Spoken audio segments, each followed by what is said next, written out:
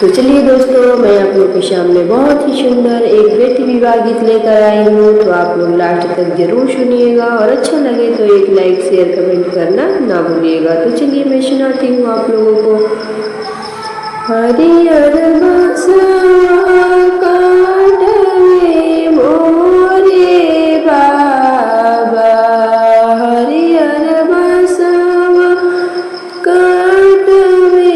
मोरे बाबा, रे ताही बसवा मड़वा छवाई रे लालनवा, अरे ताही बासे मड़वा छवाई रे लालनवा, ओही रे मड़वा में दिया दान करी हे, अरे दिया आपन करी हे पाराय रे लालनवा, अरे दिया आपन करी हे पाराय रे लालनवा, सुखल रोटी बाबा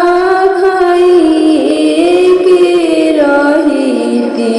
अरे जिंदगी गुजरती तोहरे सेवा रे लालनवा, अरे जिंदगी गुजरती तोहरे सेवा रे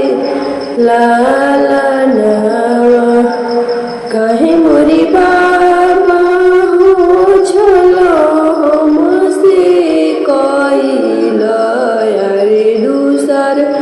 घरे हमके पेठाई रे लालनवा, अरे दूसर घरे हमके पेठाई रे लालनवा, काहे मोरे भैया हो भैया मीरा मोहिया, अरे राखना रखिया के लाज रे लालनवा, अरे राखना रखिया के लाज रे लालनवा, बेटी पराई होई कहत रहलू मम्मी, अरे उहे आजू कोई के देखवलू रे लालनवा, अरे उहे आजू कोई के देखवलू रे लालनवा,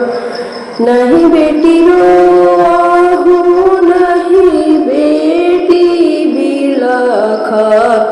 अरे नहीं कर मानवा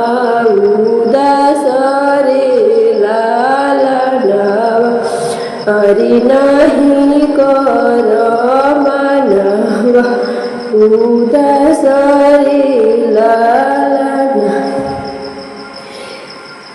त मोरे बेटी हो दीदी के विधानवा, अरे हे हवे रीति रिवाज रे लालनवा, अरे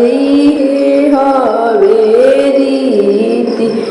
रिवाज रे लालनवा, हरियर बसवा काटवे मोरे बाबा,